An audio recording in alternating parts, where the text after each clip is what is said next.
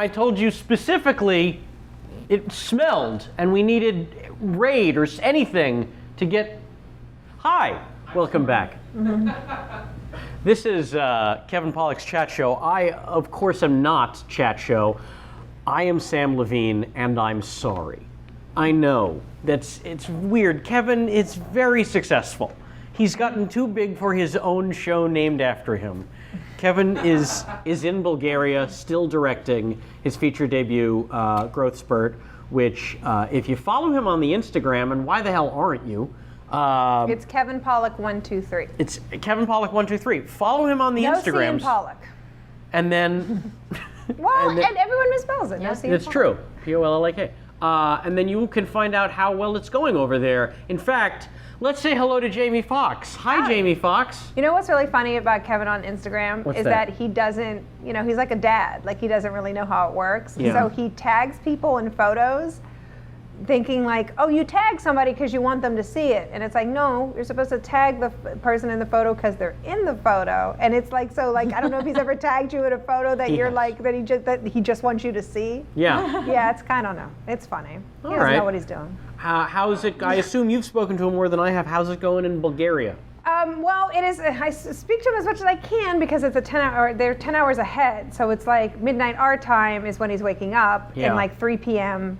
our time is like whenever he's going to bed, and then in between he's working. So like I talk to him if I'm up around midnight, which I have been because I've had a lot of house guests for the past 10 days.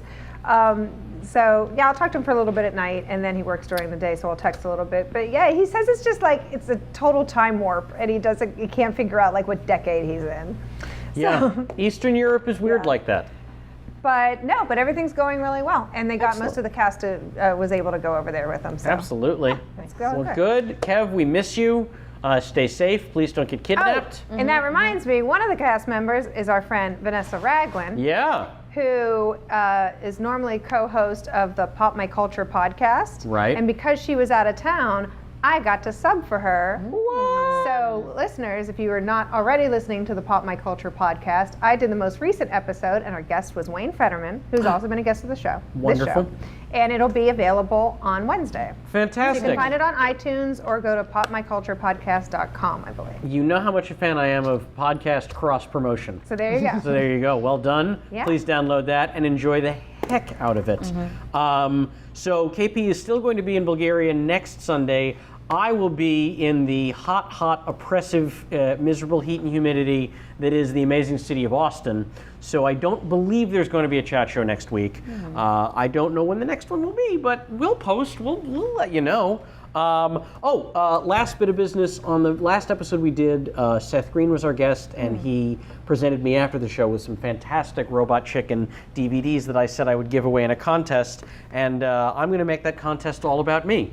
I'm approximately 500 followers on Twitter away from 50,000, and I've been at that number now for much too long for my own comfort. So tell your friends who are not already following me on the Twitters, at Sam Levine, SAMMLEVINE, if you are what I deem to be my 50,000th follower, I will send you those 3 Robot Chicken Star Wars DVDs, shipping included. That's right. So tell your friends, start following me, and if you do that crap where you follow me and then you unfollow as it gets close and then you try to follow back, I'm going to know. So don't pull that. Don't pull that nonsense. He's not going to. So please follow me, and then someone is going to get some Robot Chicken DVDs. All right. I'm very excited about our guest on show number 245. Oh, we're getting old. Here it is. Our guest today has somehow managed to amass 50 years of acting credits and only 27 years of living. Starting her career when she was just a teeny tiny little girl, she's continued to act steadily well into becoming a teeny tiny adult woman. You've enjoyed her work in countless films and television shows like The Duff, Independence Day, Parenthood, and Teenage Mutant Ninja Turtles, just to name a few. In spite of being a lifelong Hollywood kid, she's somehow become one of the coolest, sharpest, most well-adjusted people working today. And unlike her character, Ann Veal from Arrested Development, you definitely can't miss her sitting across from me today. Please welcome Mae Whitman. Woo! Am I on the camera now? You are on camera now. Wow. We're so happy to have So you here. Kevin's not coming? You know, I call my feel agent. I lead off My agent's number. all my emails when I ask people to be on the show with me. Just that this says Kevin's show. And That's I true. Got a little. That's but true. That's all right. That's just so people know where to cut the checks. Okay, fair enough. We're so excited to have you here. Thanks. And I know you had a wonderfully exciting morning, what with losing your car keys. How fun to And- lose the car keys amongst my own filth and dirty clothes. what a treat. I really feel confident being here. So, but they're somewhere in your home, you think? I mean, They've yeah, gotta be, right? They You gotta got be. home last I night. did. I didn't drive last night. Okay. I was being very careful. I took an Uber. Thought I might want to have a couple drinks. Nice. So I took an Uber. And you were doing something pretty fun last night. I was doing something pretty fun last night. If I sound a little hoarse, it's because I was attending the Taylor Swift concert. Isn't it amazing? It's literally you can't go 30 seconds into an interview with me without talking about Taylor Swift. To be it fair, came out right away. I did ask you. I asked you a leading question because I knew we were That's going to fair. say. That's true. I would have led you there anyway. I figured you might. Yeah, based on when we asked your fans for some questions, about half of them wanted to know if you and Taylor Swift would have brunch with them. Wow. I mean, So- I can't speak for Taylor, but I do like brunch. Oh, all right. Yeah. I told you I have a Taylor Swift story that I'd I like feel to like hear you would it. enjoy. So every summer, Kevin and I and a group of Hollywood crazies go to Kansas City to do this big charity thing. And this year, Selena Gomez was there. Was Martin Starr there? Yes, of course. Yes, who I just worked with. He just played my husband. But Oh we'll my talk God! about that later. We'll Yeah. get to that. But Johnny Knoxville is also always there at this thing, Uh-huh, and I'm Johnny scared. Knoxville is both a delight and a horrible person. That's probably what he would want you to say about him, right? That's like He- exactly his rep that he wants. Yeah, and he has nailed it because the worst thing that you can ever do is leave your phone hanging out Oh, no. near Johnny Knoxville because he will pick it up. Yes. And even if you think, oh, it's got a code, he knows your code. Good for him. And he'll get into your phone and he will just pick a random person in your messages to send a text to. And so he picks up Selena Gomez's phone and just picks the first name he saw, No. which just said Taylor. No. He thought it was a guy. No. And just writes, and this is what Johnny Knoxville thinks is funny, he writes, I missed my last 2 periods, call me. Oh no, me being like delighted. I can't believe it's so funny. Phone gags really get me going. But so. here's the best part. So then Selena sees that he's texting, grabs it out of his hand, sees that it's too late, the text has already gone through, and then Johnny tries to grab it back. And then as they're grappling for the phone, it rings. No, stop. It goes to voicemail, and it is the one and only Taylor No. Swift leaving a voicemail that said something like, don't worry about it. We're going to figure it out. Whatever it is, you're not alone. We can deal with it, whatever it is. What a great friend. And I was like, that is newfound respect for Taylor Swift. Yeah. As busy as To that. immediately like halt her tour and Yeah. like on stage like call her Yeah. right back. Selena, that is. I got you, girl. We got you. this. Wow, that is really a wonder. It's both horrifying and wonderful. That Yes. story, just like Johnny himself. That's really amazing to me. My best friend Rachel actually is like the worst about this, like leaving a phone anywhere near her, like, and she gives you this like apologetic look before she does it. But she's really into Twitter hacking, so she just like goes to your Twitter and really says some terrible things. Her favorite thing is to hack into her like Dear Sweet Mother's Twitter account and just talk about genitalia in a way that is not very appropriate. That's so sweet. It's really wonderful. Her mother must adore her. Yes, they have a very healthy thing going. So I'm a real sucker for phone gags. That's great. So wait, you said you just worked with my pal Marty? Yes.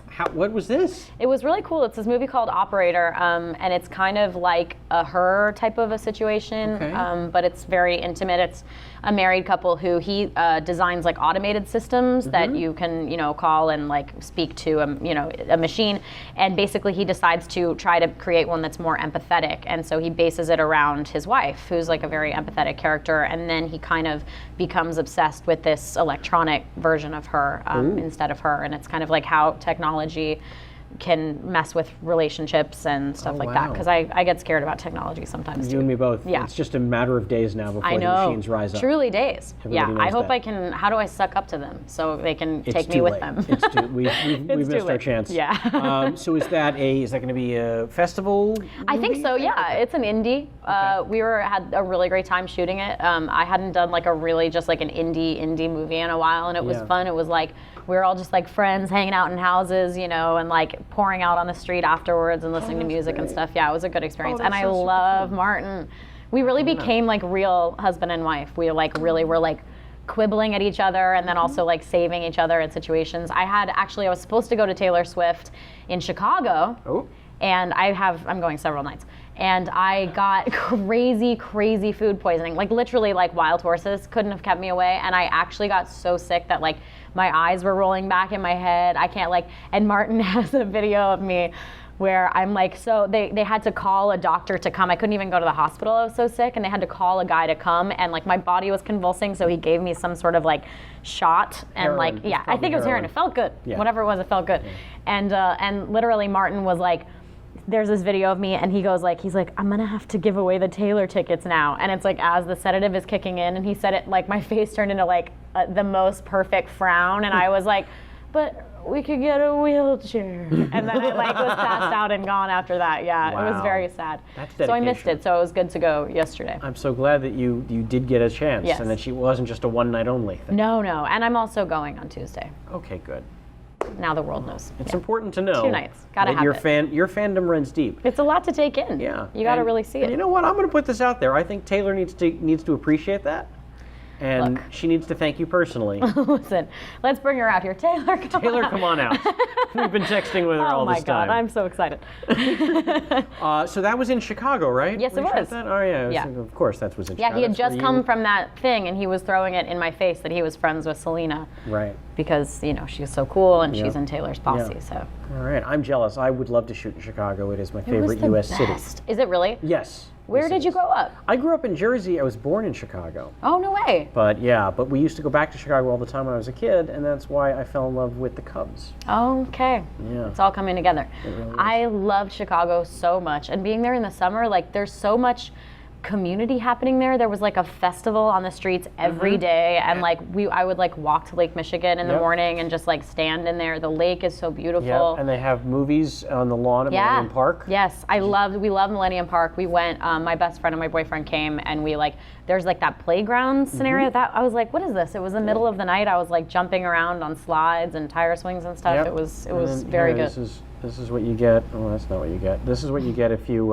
That's your dad's butt dial. That is my dad's butt dial. That's Sam's what you, dad's when butt you dial. get my phone. Wow, the bean. bean. The bean. The bean. I have some good pics in front of the bean too. It's good times. All right, let's get back to you. Okay. Enough about Chicago. Where have I been?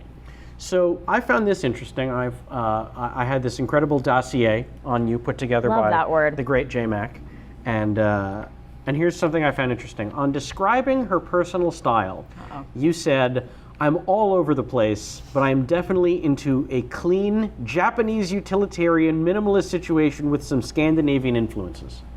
That is a direct quote.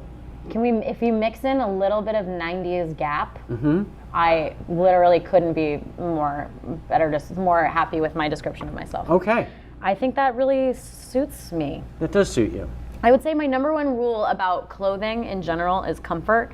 Gotta be comfortable, can't I'm totally on board with that. do it. Otherwise, I'm thinking about it every single second. It's like my worst nightmare. I'm like, I never will leave the house like without a comfortable pair of shoes somewhere in my proximity. Because I get like, what if the apocalypse hits and we're like all, and I'm in like a, stiletto or an Yeah. espadrille? Please. Yeah. Oh, no. I usually will be found wearing a utility boot. I'm wearing one today. Okay. Well, you never know. You never know. It's not worth the risk. So it has to be comfortable. But yes, I'm very into like a minimalist, Scandinavian, Japanese, everything you just said. I know it's what you said it. I'm just I would quoting say you. that's the best. I tend to sort of look like I shaved my head a long time ago. And I was getting a lot of like, here you go, sir, or like, have fun, little man. They like used to say that to me a lot at Coachella because I like had my backpack and like a little like, Gap tank top from the 90s. Like I definitely looked like a little teenage boy running around, yeah. Okay. It made me feel cozy for some reason. It wasn't me, but I felt No, so it's nice. it's because you're a chameleon. Yeah, yes, thank you. But I feel that you have a very feminine face, so I don't see how Thank you got you. that at all. Wow, thank you. That's so nice. Yeah, I agree. It's yes, you have a very feminine face is the nicest compliment one woman We can pay can another brag woman. on. Everybody knows that. I was trying to be nice. Yeah, it is. It's very I'm nice. teasing. I'm For not. once, I was being nice. I know. It's actually like really means a lot to me. It's like it's a very nice way of saying It it. is a lovely thing, and I agree. Thank you. You both have wonderfully effeminate faces. All right, I'm gonna go. Our feminine, not This isn't effeminate. working. That doesn't mean the same thing. All right.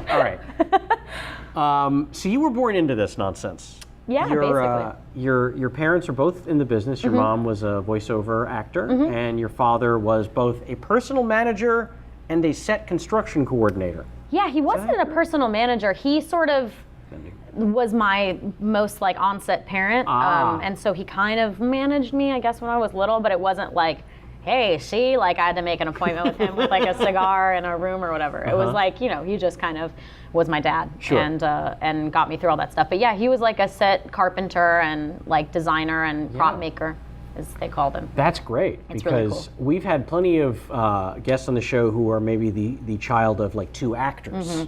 But it's What did nice they say to about have- it? That it's terrible. No, that it's, you know, but it's great to have been the child of someone who was both on the camera side Yes. and then on the behind the camera It side. is great. It provided a real balance and like an awareness and an understanding, and to have family that knows like the business inside and out, but also like isn't trying to be like competitive or something. I don't know if that's something that happens or whatever, but it was very nice. It was like a good. We all kind of had our own piece of the creative world. That's great. Yeah. And so the folklore goes that your career officially started when your mother was at an audition, and you were what, 2, 3, something like that. Yeah. And you were tired of waiting. Yes. And so As usual. And so you burst I am into the now. room. You burst in. I'll get to the end of the story faster. You burst into the room and you interrupted your mother's audition. Yes. And the people behind the table were like, who is this young lady? Would she like to audition to play your daughter in this? Was it a commercial? It was a commercial. I believe they were like, I believe it was an offer, Sam. I think it was like they were like, this weird kid came running into the room, and you know, I was set up in the little waiting room with my little pet world or whatever I was doing, and I was like, no, go, I'll be fine. And then I looked around and I was panicked, and so I ran in, and I was crying, and they were like, she's cute. Does she want to, you know, be in a commercial or whatever? And I was like, yeah. I don't think I had any idea what I was doing, but and then my mom was like, I don't really think so, and I could see, I like sensed weakness, and I was like, oh, she doesn't want me to do something, I should probably do it. Naturally. So I aggressively fought her and went to this commercial, and they had some other girls there, and I remember the guy was like, I was wearing a Little Mermaid dress, and he was the director was like, I guess, being silly, and he was like, I like your yellow dress. And I looked at him and I was like, what are you, some kind of knucklehead? And he thought it was like the funniest thing he's ever heard. So he put me in a commercial. And yeah, and then I just kind of did commercials for a while, and then did my first movie when I was 4, and I loved it. Actually, it's funny, one of the biggest reasons, like, my parents early on said, like, no more commercials, and like, it sounds so like, we don't do commercials, but it's actually because I would become so invested with the crew, like, and in getting to know people. Like, that's the best part of a set, is it's like this tiny community, and you really like have fun, and you get to know everybody. You're like a family. And at that age, like, I would get so excited for every job and like make people gifts, and then in like 2 days it's gone and you never see them again with a commercial, and it would just be like days and days of recovery for me. Like, I miss this guy, the craft service and the thing. Like, so my parents were like, we ought to give her like a longer like time to do this Giving stuff. a little girl like a puppy and then taking it away Yes, 2 days later. That's exactly what it's like. terrible. They did that too, to train me. Oh, but, wow. it That's helped. brutal. Look at me now. I guess it helped. Indeed, look at you now. So when you said, so you were 4 when you did your first movie, which, if I'm not mistaken, was When a Man Loves a Woman. That is correct. And I read the story about you that I thought was hysterical and wonderful, which is both of your parents, who'd long worked on many sets, were like, well, here's the thing. If she's going to be foreign on this set, adults are going to be cursing around her. Yes. So we've got to prep her. Yes. So tell me what they did. So they were right. A set is a very filthy, filthy place. And so, yes, they were like, we're going to need to kind of talk to her about these curse words, because she's going to hear them. She's not going to know what they mean. Right. So we want to, and you know, my parents have always had a very direct parenting style with me. It's like, okay, we're looking at you. Let's communicate. We're here.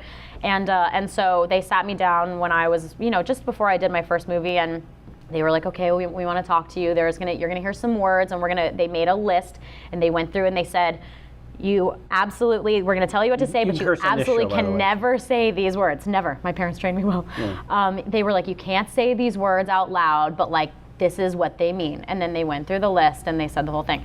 And so apparently a couple of days later, they got a call from my neighbor who was my best friend and her mom. And she said, I think you guys should come over and see this. And I was like sitting like out of the pool with my legs dangling, and like her kids that were like, 2 and 3 and 4 were like in the pool, like looking up at me, listening. And I was like, okay, guys, this is a list of words that we can never ever say, but here's what they mean. And I was like teaching the entire like community like of children these words, but I was like, we can never say them. Are we clear on that? So other than for instruction. Other than for instructional purposes only. So I did it very, it was very tastefully done. But, wow. If, in my own opinion. But yeah, that was a pretty amazing scene. Quite the filthy word curator at age 4. It's nice. I think I started with the F word too. I started with a bang. That's impressive. That's the atomic bomb. Yeah, tell me about dirty words for a child. The mother of all mothers, if you will. And- Is that what they say in Christmas Story? The mother of all swear words. The F dash dash dash word. The mother of all swear words. The mother of all swear words. So good. That is right. I haven't seen that in. Yeah. What month is it? I'll see it again in December. So here's something that is totally understandable. Your first 5 big movies all happened before you were 10. And so people ask you about them in interviews all the time. Yeah. And understandably, so you're like, I was 5, I was 6. Yeah. I don't have that many real memories of them. Yeah. So what I've done is I Made have up memories decided for to me? make up some memories for you that happened. And when I ask you about them, Sure. don't act like I'm crazy. Imagine. Yeah, just imagine like this probably happened. I'm pretty sure it did. Based on the intel that I have, I this trust you. probably happened. Thank you. So on the set of When a Man Loves a Woman, again, too young to remember much, but do you remember that time that Andy Garcia taught you to run a craps game? Oh, I mean, I could play right now. I could throw down right now and Yeah? take your ass down, all of you. I imagine you could. Yeah, You Garcia stick doesn't man, take you no box prisoners. man. I'm getting too far in the lie. I don't know what a great. sticker That's or fine. box is. That's fine. That's fine. All right. The next one after that. Well, no, let's not. But When a Man Loves a Woman. That was a crazy, intense movie. It was a crazy, intense movie. I mean, I can't imagine at the time you knew really any of the subject matter. I can't imagine either. I still have an acting coach named Andrew McGarrian who has helped me through so much. And when I first started acting, I couldn't read. So like memorizing lines proved to be difficult. And so I don't know how the hell he did it, but I'm warming up to swearing in the interview. I please. said hell. I'm sorry, Mom. But like, yeah, he kind of, I would actually memorize the whole script somehow. Yeah, I don't even know what kind of weird brain is in there, but and so yeah, he did this. It was amazing to me because he really, when you talk to kids, everything is so visceral and emotional and present and kind of about channeling where you are in the moment. So stuff really has to make sense. Like kids have such a high no bullshit meter. Sure. So you really have to find a way to make what you're explaining to them make sense. So right away, I kind of always understood acting in a deep way. Like, I understood how to make it make sense or whatever right away. So I think, with Andrew a lot, he really helped us to kind of feel what it would feel like from the kid's perspective. He wasn't going like, so AA, you got to stand up and say these rules. Like he was, kind of explaining about if your mom's there and she's not there, and where is she, and you feel the weird tension between your dad and your mom. There was it was more the kind of feelings that guided me through that experience. And again, like being a kid actor gets a really bad rap, but when you're on the right set, and I've had great parents who really chose amazing projects for me, and they were super careful, and they, and it wasn't just about getting me in projects, it was about sussing out the vibe, and would this be a constructive set? Because I think when it is constructive, it's really a supportive place for a kid to be. Absolutely. So, and good for them. I mean, you hear horrible stories about kid actors and their parents don't care about the project. They just want the kid to get paid. Yeah, for sure. I think that happens a lot. And I mean, if anything, my parents were always like, do you want to get out of here? Do you want to stop? If I had a field trip I wanted to go on or something when I was little, we'd pass on a movie if it conflicted. Or, it had to be my priorities had to be that, are you happy as a person? And then balance that out, which I still carry around. I'm like, if something's going to make me, you got to do it for love and not anything else. Yeah, that's great parents. Hats off to them. Yeah. And speaking of love, Bye Bye Love. Oh, yes. I actually just watched Bye Bye Love again recently. So that's a really funny movie. Yeah, it's great. And it great. has maybe my favorite line about that Paul Reiser has in the movie, where he says, It's a tough age for girls. Really, what age is that? 12 to 35. Yes. That's such a Paul Reiser. Like Yeah, he's tossing it off. You can Yeah, see it. no, I just I don't like that. I think he wrote that. Like Yeah. it's so Paul Reiser. It's so Oh, of course Paul it is. Reiser. Yeah, it's I love amazing. it. And I couldn't. Also, that reminds me, that's like a random movie poster that I had in my bedroom growing No up. was from way! Movie I Wow. Love. Shut yeah, up. I had because I would exciting. get like movie posters from like the video store. Yeah. And for some reason, I think I had that one just because I love the actors in it, like Yeah. that were on the poster. But yeah, that's like I think I always tell people that it's like and I have one other friend who's like, I had that poster too. Wow. I think Paul Reiser has a steep lean in that poster. Yes. I remember him like Yes, he really did. like and then like the other characters are like in arms the and corner. Kimbo, and they're like in the back. Yeah, there's a very steep Kimbo, lean. that's the name of He my leans band. a lot in. Have his you movie seen the Matthew posters. McConaughey post, like the compilation of Matthew McConaughey Can't Stand Up, and it's like all the posters of him like literally like leaning on everyone or leaning on cars, like leaning on like frames and stuff in every poster he's in. It's That so makes funny. perfect sense, though. Yeah, he's a I've heard leaner. he's notoriously lazy. He insists upon leaning. I mean, he deserves it at this point. Yeah. He's doing well. That's amazing. I just watched it again because actually my boyfriend was like, when he found out I was in Bye Bye Love, he had a similar thing where he had like seen it years when he was at that age and he like Yeah. loved it. It was like one of his cozy movies and he sort of got weirded out. He was like, I can't believe I was like looking at you then and this and that and now we're together. It's like that's a very cozy, comfy one. Absolutely. Yeah. Do you remember the day that Matthew Modine and Amy Brenneman taught you how to cook meth? That day's a little fuzzy because we smoked it right after Oh, to test wow. it out to make sure it was okay. Wow. So I don't remember it technically. Oh man, Yeah. Hollywood did get to you young. It only took a couple years to kick it though. And that's impressive. Yeah, Good for a couple you. of years, and I was very svelte. I looked great. Never looked better. Well, you had no teeth, so you couldn't do much eating, I guess. I blamed it on the tooth fairy at Well, the that's time. lovely. Okay, and then the next one, and this is the biggie, as you well know, a little movie called Independence Day. Independence Day, Independence Does that not ring a bell? Paul Reiser also? Paul That was my Reiser second also movie I did with Paul Reiser. that's a weird age for aliens. Millennia too. Present. So that was certainly. I mean, I definitely saw When a Man Loves a Woman and Bye Bye Love, but I don't think I saw those until after Independence Day because I don't remember seeing the first two in theaters. Yeah. I was only 12, 13 at Yeah. the time.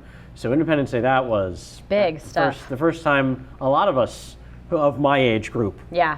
caught you, May. Yeah, that was And, a treat. That was so cool. You know, one thing that was cool about that movie too was, like, it was right around the time before. It was right before they started doing tons of like green screen or computer animation. So much stuff was actually like physically there. And for a kid, like, I mean, they built that whole fucking Area 51 set under there. Like, Yeah. that was like a whole. So for a kid that like loved to play pretend, it was like a giant playground. I could like race around down there and like run into the hall where the giant like ship was, and there was like fake aliens to play with. I mean, it was like a wonderland. That's amazing. Yeah, it was very They fun. need to open that as a theme park. They do. They really do. Independence Day, Yeah. the theme park. It's probably all like run down now. It's like Dismaland. Did you see Banksy's I did, yeah, the situation? Banksy's Dismaland. Yeah. How do you feel about that, Jamal? I'm somebody just told me about it, so I haven't really done it. Oh, all right. You should watch I was like a little like, guys, come on, I love Disneyland. What are we doing? You know, but then it's actually really cool. It's just like cool sculptures of, there's one of like I think Cinderella's like, it looks like she had like an accident in her like carriage and she's like crawling out of like her carriage is flipped over. I mean, it looks pretty cool. It seems like a good idea for Halloween for you. Just put that out there. Like zombie Just put that out princesses. there. So, man, yeah. So when that movie came out and was as giant Yeah. as it was that, because of the stuff you'd done, I feel like that was the first one that just Yeah. was massive. It was huge. How was that for you at that age? I mean, you were what? You were 5 when you Yeah. shot it, or 6 when you shot it? Yeah, I think 6, yeah. It was cool. You know, honestly, I didn't really equate, especially at that time, I was equating it was so much about the experience of doing it. And Sure. I wasn't like, how was my work in that lab? Like, I was not really self-aware. Of And like, course. I wasn't really like looking at the charts after and stuff. I mean, I knew how big it was, you know, and I thought it was cool that Yeah. my friends thought it was cool, but you know, I was pretty like shielded from Right. a lot of like the extremeness of it all. But I mean, it was exciting. You know, it was mostly like it was cool to be in the ranks of like Jurassic Park and stuff like that. Like all Yeah. my favorites, be like, wow, you know, I'm in this sort of zone. But for the most part, it was just like, you know, and I've taken that with me, the sort of idea of like so much of it is about the experience that you have shooting it. And, you know, that course. affects the final product so much. So Absolutely. I try to just be as present with that as possible and then, you know, Yeah. rake in the glory later. Of course. And do you have any memories of when Bill Pullman and Judd Hirsch taught you how to handle yourself in a knife fight? You know, we were just talking about this the other day, me and Bill and Yep. Judd at our annual poker tournament that we Oh, have. wow. Just kidding. God, picturing Judd Hirsch with the knife. I can't, like the cigar hanging out of his mouth, like Jeffrey, whatever he's like says to Jeff Goldblum. I can't even remember his. Yep. They've got some great stuff in there. Oh, no, what you want to do is go serrated. David was Jeff Goldblum's David, character's yes, name. exactly. Because David, I always think David. of Judd Hirsch. You'd all be dead if it wasn't for my David. Yes, exactly. Setting the Jewish people back like 50 years. Indeed. But the I, fastest sound. I can only ever think of Harvey Firestein. Oh, doing that. David, why did I just send my mother to my mother. Yes, oh my God. I have to tell you one hilarious story about him was I remember we were at the premiere. I sort of forgot about this until now.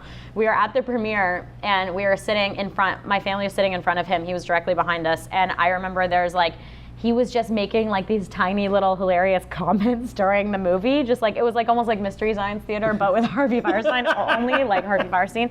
And he was sitting behind us and I remember at one point, they goes, like Bill Pullman like turns to the camera and he's like, we're being exterminated. And like, I just heard from behind us like bugs. And I just thought it was like the funniest thing I've ever heard. And I completely forgot about it until now. Like the gruffest voice I've ever heard. Wow. Right behind me, yeah. Very Oh, adorable. we got to get Firestein on the show. All right, guys, let's wrap this up until we can get finished. Yeah, that's it. We have him in the wings. Harvey, come on out. Oh, that's awesome. Yeah. I gotta love a good Harvey Firestein story. Yeah, you do. Okay, so next up, a little feature called One Fine Day, which I don't. Who's the lead in the two leads in that? Is, Somebody that's some gal and then some guy from a bunch of canceled shows. most Oh, beautiful right. woman in the world. I don't know. That's what it was. Michelle Pfeiffer Yes. and George Clooney. Yes. So that's got to be interesting. That was amazing. And you know, again, for me, that was like one of the first experiences I had filming. Like, that was my first real memory of New York because, yeah. And you know, back then, I feel like also movies used to take much longer to shoot for some reason. Like, we were out there for like 3 months or something, and I was like with my dad and like just hanging out and being in this big city. I really experienced it at the exact right time. So it just felt so massive to me. And like, I couldn't fathom, you know, that there are these different areas within this one place, and it's just it was so big and overwhelming, and so that was a really special experience. And plus, it was fun. Like we're running around, I've got a kitten, you know, like I have tons of memories from that situation. That was really a good scene for me, and I love that movie. That was like a good classic romantic comedy. They're amazing, those actors. I mean, what could be better? I remember there was one scene where we have just missed the circle line, and like George Clooney's like runs up to the top of the building and he's like, "Hey, boat! I got kids here!" He's like doing this whole thing, and Michelle Pfeiffer runs up like disappointedly afterwards. And it was so cold that day. We were shooting like on this like parking garage, and we were so cold, and we were standing there. And Alex D. Linz, who played the little boy, he I remember like slowly and quietly weaseled his way into like Michelle Pfeiffer's like coat, like inside the coat, and like started like looking at me and like going around like towards her butt, like trying to get warm, but also like, and then he like came out the other side of it. It was the weirdest thing, and my parents still call it like Alex's big adventure. It was like his like, trip of like going around and like circling Michelle Pfeiffer's body under the guise of staying warm. Wow. Yeah, that was a he, good time. He knew what he was doing. He knew exactly what he was Yeah. doing. He's still thinking about it. All the older fellas on the crew were like, "Hey kid, if you get a chance, just take a us walk know." around and let us know. We want notes." Yes, I can't blame him. Wow. Yeah. Oh, that's fantastic. It was the best.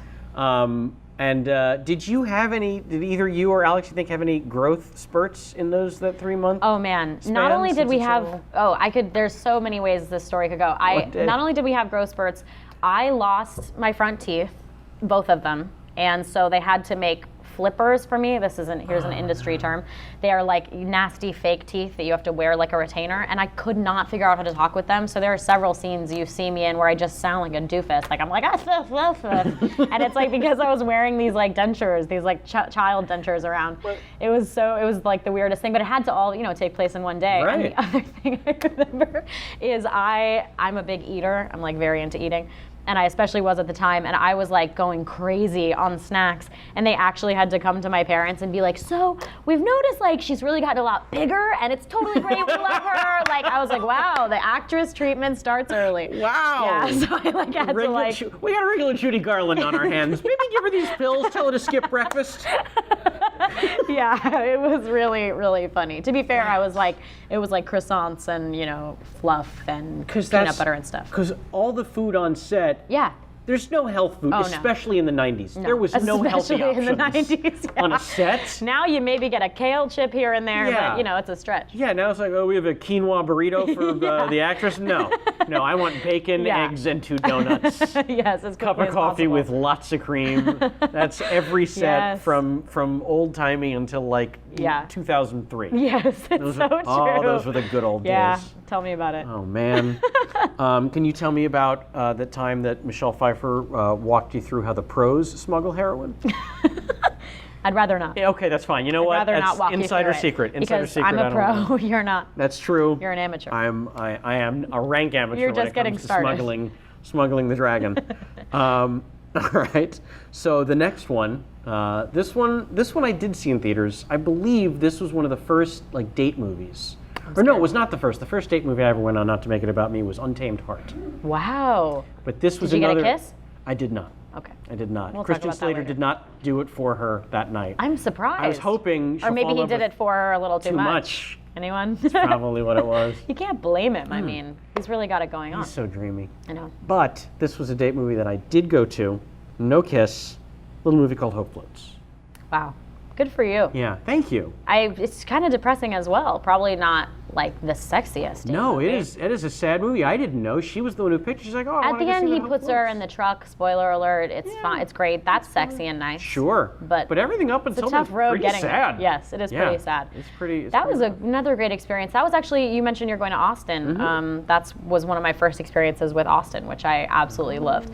And we stayed in Austin proper for a little while, and then we ended up moving into these like cabins in the Mm-hmm. woods. It was kind of crazy, and like I'm not even sure why we lived out there, but it was cool. It was like we actually were in like legit cabins outside of Smithville, and we had like, it was like battling like scorpions out at our door and stuff. It was Oh. like very real Texas wilderness, which the bugs there are the size of like this mug and stuff. Yeah. So it was pretty intense. We had Cameron, the kid that we were working with, his cabin got struck by lightning. And like the phone like flew off the wall. It was like a whole thing. Oh Yeah, my it was God. very scary. There was a lot of crazy shit that happened out there, and but it was an amazing experience. I loved that. That time was wonderful. I had a pet frog that I put in my window in like a little case or whatever in his little tank, and I swear to God, for 3 nights in a row, his little fucking froggy family came and jumped on the sill, and they would just like look at each other through the window.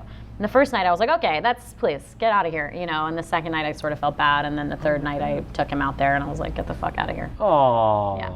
how nice. I would have know. taken the whole family. I'm a in. giver. And I'd be like, all right, you guys want to come in here? Let's go. I almost exterminated the family and then, really took care of the problem, but Good for instead you. I just let him go. Right. Wow. Well, that's very nice of you. Thank You're you. a giver. Thank you, I'm a giver. You are a giver. Wait, are you a vegan? You are, right? Or a I'm not. vegetarian? I'm not now. I go through phases. Okay. My problem is I really love sushi. Yeah. It's my favorite How food. can you not? I just And that love wasn't it. in your dossier, by the way. It's because when we ran into each other on the street, you made a recommendation of a restaurant, and I looked it up, and it was like vegan restaurant. I Oh, was like, yeah. oh, all right. All right, I she's think one I of see where those. she's coming from with Yes, that. I love vegan food and I love vegetarian food. I'm like very into the healthy bites. Yeah. In my dream world, I'm ending up vegetarian vegan because the animals, I get confused about that. I don't like it. Okay. But sushi, it's hard for me. It's so Yeah. clean, it's so fresh, it transports me, Right. I I do know. Not to make it too LA, but what's your LA sushi joint? I got a bunch of places. There's one called Shibucho. Do you know that place? I don't. It's actually Martin's favorite spot. Oh, Martin okay. will be like, he will actually leave the West Side. We're really like polar opposites. Martin is like Mr. West Side. He was born and raised in Brentwood, but he will actually make the trek east for a little Shige, who is our sushi chef's name there. Nice. Shibucho. Yeah, pretty Okay. cool. So Everything else I have, like I can't give up because it's my secret spot. I was going to say no, but if you want to hope for a chance of running into Mayor Martin, now you know where. Yes. in the Los Angeles area. Well, that's awesome. Yeah. I was going to ask you, but I don't want to ask. I was going to say if you could tell us how Harry Connick and Sandy Bullock taught you how to properly dispose of a body, but that would be Well, weird. George had already improperly told me how George Clooney Of course. to dispose of the body, but so I was glad that I had a little bit of a technique going got by the a time refresher I course. reached Sandy and That's great. And by the way, how cool are those people? First of all, getting to work with Jenna Rowland, that's Oh like yeah, the whole cast. unbelievable. And Harry Connick Jr. is like the funniest goofball, amazing, talented dreamboat. And Sandy Bullock and I were like really tight. I really felt like her like miniature little like assistant friend. Like I just was like running around with her all the time, and she took me to see the bats that fly out, in Austin and all that stuff. So we were tight. Call me. That's awesome. Yeah. Yeah. Come on, Sandy, Sandy, get on where it. you been? Give her a ring. we'll all have brunch. We'll bring Taylor Swift. We'll have sushi Yeah. at an undisclosed location. Well, thank you for walking me through those 5 big movies, and I apologize for bringing up those terrible memories. I had a great time. I'm just glad that somebody was paying attention while I was, Did you ever keep a journal or a diary or? I did. I've done many over the years. My dad is like the one thing he's like begged of me is to like write it down. Like I've had so many weird stories that over the years that I sort of are just gone now because I just didn't write them down. So it's something I really make an effort to do. I don't like typing on a computer. For some reason I just don't like the feeling. Okay. I like a more, sounds weird, but I like a weightier key. Oh, so you need like a typewriter. I need like a typewriter, but like maybe like an electronic typewriter. I just need to feel like I'm pressing something and it's going somewhere like physical. right. Yeah, so I gotta buy a typewriter. No, That's that's the new thing. Tarantino. Is writes it? most of his scripts longhand, and then if he types anything up, he also will use a typewriter. Can you imagine longhand? That's insane. It is insane. It's the Tarantino. I have to say this one story about Quentin Tarantino because it's one of the ones I'm afraid is going to go if I don't write it down. But I one time was outside. This is like a tragic beginning to the story, but it gets better. I was like outside some club on Sunset. Who knows? It's late at night. I think it was some sort of after party to some event that I embarrassed myself in front of Tim Robbins or something. I don't know. But I was standing out on the curb and I was like looking for the cab or whatever it was to go home, and I felt something like hit me on the head, like not so hard, but like hard enough that I was like, what the fuck? And I turned around and Quentin Tarantino was like standing there over me guiltily like this, and he was like gave like a guilty look, and I was like, what are you doing? And he was like, I just, your head, it just looked so boppable, I swear to God. And I was like, excuse me? And he said, you have the most boppable head I've ever seen. Like we were like going through something together, yeah. And then he was like, can I just do it again? And I was like, I guess, yeah. And he was like, and he did it again. Oh my God. Yeah, and then he was like, if you ever see me again, remind me that you have the most boppable head in the world. And I was like, well, you should know. I mean, you'll know by looking at my head. Right. And then that was it. We parted ways and we never seen each other again. Oh my God. Isn't that the weirdest thing you've ever What heard? year was this? Is the statute of limitations expired? I think it's like we're coming up on 10 years probably. I think I was about 18. Yeah. Oh, man. It was a surprise. All right. Well, I'm going to get to the bottom Something of to this. think about if you're That is if you're something- snooping around. That is something to chew on. All right. I want to involve our audience here. Yeah. So here is a question from Lynn's at lwas007. I'll accept that as I like as the a handle. 007. Yeah. And Lynn's wants to know, out of all the TV movie projects you worked on, which do you wish got more attention? Wow.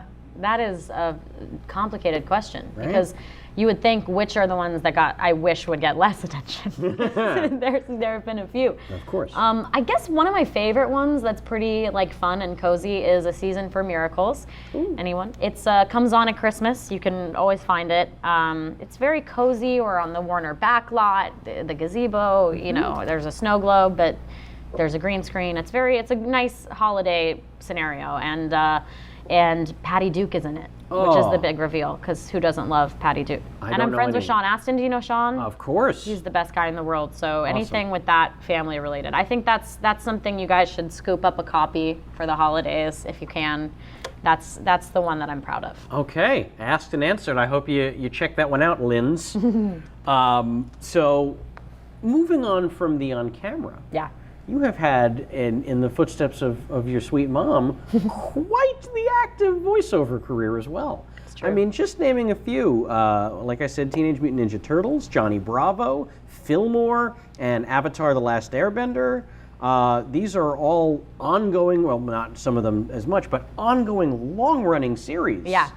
So, I mean, was that a thing that you got from your mom, the voice stuff? Yes, definitely. I used to go with my mom to her cartoon sessions because, you know, especially back then, they do a lot of just like one-on-one now, which is kind of a bummer. You know, you're in the booth alone. But back in the day, in the old days, they would do these giant group sessions, and you know, there'd be 10 people in there, and like these people in the voiceover world are some of the funniest, most talented, amazing people. And so you would just sit in there and just laugh. Like you would just take it in and laugh and laugh. And I would go there and, you know, I became friends with these people, you know, people like Rob Paulson and Kevin Michael Richardson and Jeff Bennett. Like these are people who are literally in every single Yes. cartoon Titans that of the exists. VO Yes, industry. exactly. They're in everything you've ever seen. And, you know, Jeff Bennett was Johnny Bravo, and they would just sit in there. Tom Kenny was on Johnny Bravo, and like, they would just sit in there and do impressions and shoot off each other, and like the session would be 6 hours long. And you know, I just became obsessed with this feeling in there. It was just so fun. And plus, you know,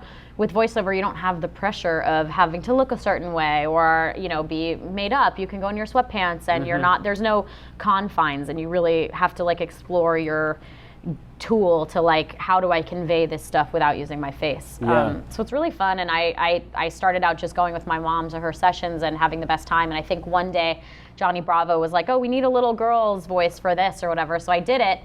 And they thought it was like so cute, because I was about 5 years old, and they thought it sounded so cute that they developed the character Little Susie so that he would always have somebody like, Right. yeah. And so I became like one of the main characters on the show, and it was just so fun. You know, I already felt like a family with them. And I mean, I still work with these guys. I worked with Jeff and Rob I work with Rob on Teenage Mutant Ninja Turtles, and we worked on Tinkerbell together. And, you know, I did D. Bradley Baker, and I did Avatar. And, you know, these guys, like D. Bradley Baker, he's like famous for doing all the sound effects that you can like ever imagine. And I remember on Avatar, like all of our animals were weird, like futuristic hybrid mixes. It was like a bison, you know, lemur or whatever it was. And I remember D. Bradley Baker would come in and like, they'd be like, so could you make up a sound for something that swims like a platypus but like walks with centaur legs and this and that? And he would be like, literally like, well, if it has like the bison, do you want like the North American water bison, or do you want like the South African land? Like, you know, he knows it's just like these reserves of wealth and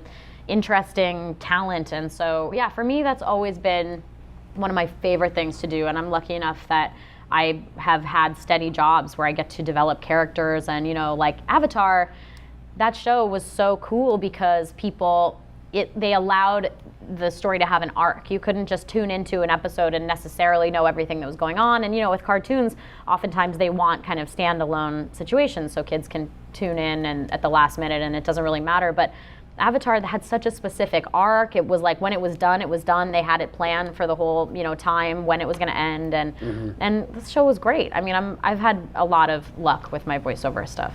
Well, I mean, you have to have, simply because of the amount of shows that you've done that have been long-running and successful. I don't know that comes down. I mean, you know, you and I both know there is an element of luck. Yeah, but for sure. I think it goes back to what your parents instilled in you of like picking projects and being more selective. And yeah, for sure. I mean, my parents were everything. They're the only reason I'm here at all. You know, it's like, when you have a good base, you know, I didn't have to work through a bunch of other bullshit before I could start figuring out who I was. You know, I had this supportive base under me all the time that was like, you know, I never felt like again, even with my relationships, like I didn't have to do things that didn't make sense to me, or if I did, we would talk about why they needed to make sense, or this or that. It was, everything is always came from a really clear, communicative, loving standpoint there. And so it really did allow me to feel brave enough to pick and choose if something didn't feel right, to trust my gut, to trust my heart, you know, on that stuff. And that's all you can do, is like try to choose as best you can. Absolutely. And someone had asked,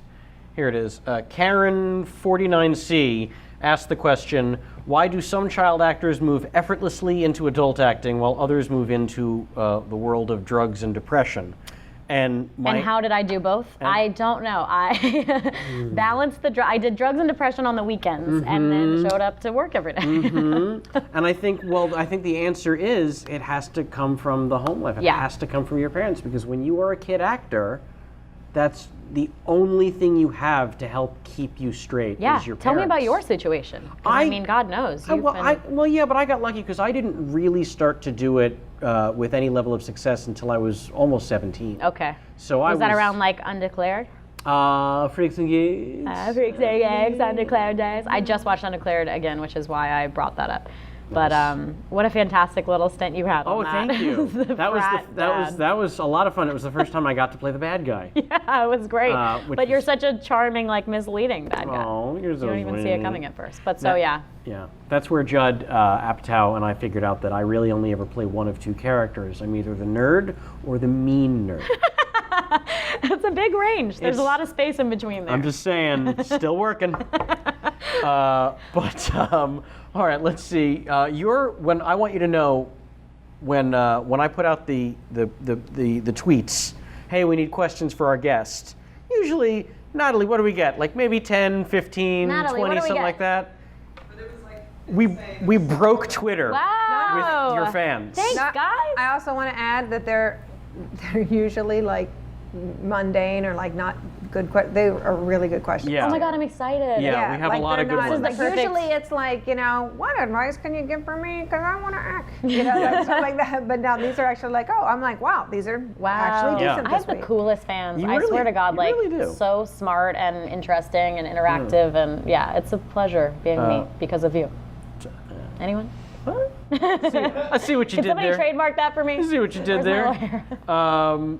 Ooh, okay. This is an interesting one. Okay, I'm excited. Out of all the characters you've played, which do you relate to most? Oh, God. / easiest to portray? Wow, great question. Yeah, that's a thinker.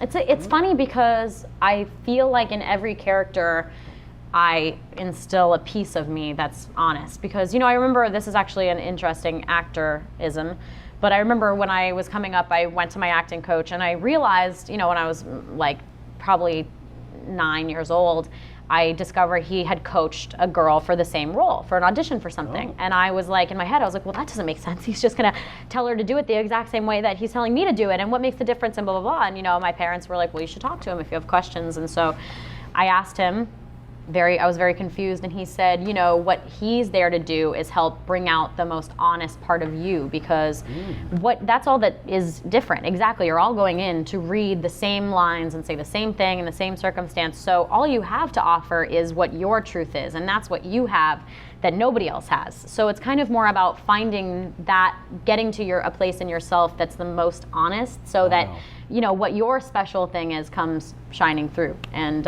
so for me, that's always been a big part of my process. So there's a lot of truth in me, whether it's, relatable to what my actual life is or not, but there's something in there, an intention that's actually mine. So, but I would say, so it's hard to choose because there's a lot, but parenthood for me was huge. That was everything to me. I mean, I made my best friends on that show. And that was really a story about life and watching people grow, and there weren't explosions and murders and all this stuff. It was like the problems were small in real life but felt so huge because we all go through those things. Sure. So to be able to be on a show, and you don't see girls really on shows growing from like age 16, 17 to like 22, 23. It's a really weird time. Yeah. And so for me, I was a couple years ahead of Amber, but just enough so to kind of give me a perspective on what she was going through, because I'd just been there. And I learned so much on that show. I feel like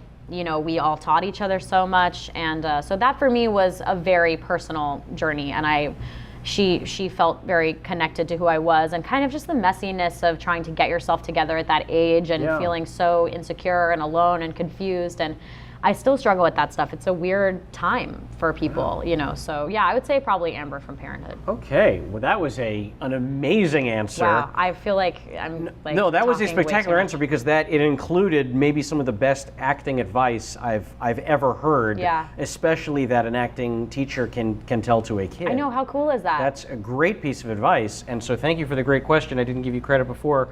Rachel Allen at Rachel Allen 95. Well, that's easy.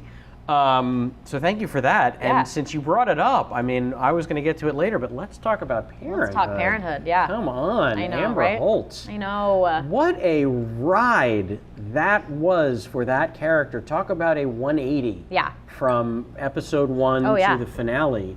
And that's, at least for me, when people ask me, like, what kind of roles do you want to play? What do you wish you could do? And I go, I want to play a character who's totally different. That's right. On the last page. The that he was arc. from yeah. 'cause That's like my all dad actors wanna still do. asks me when I get a script, he goes like, well, do they have an arc? And like, if they don't, is it a straight choice where that's Yeah. being made? Is it not just like flailing around? It's Right.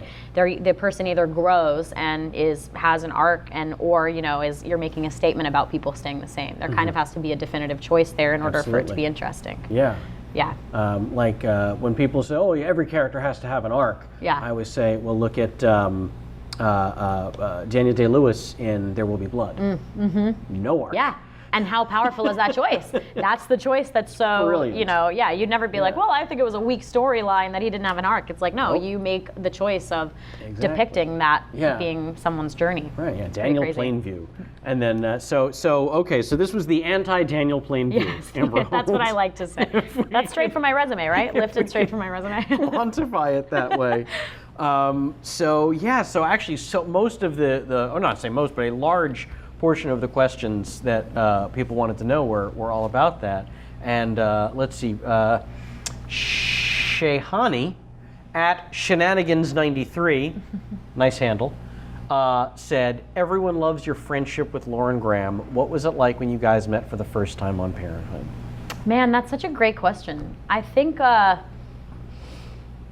remember we talked about hair somehow. It's always the basis for a great best friendship. Absolutely. We talked about highlights and hair and stuff like that. I mean, I would say pretty much immediately I was like, wow. And I mean, I could literally take up the rest of this interview talking about Lauren Graham, who's been on this show.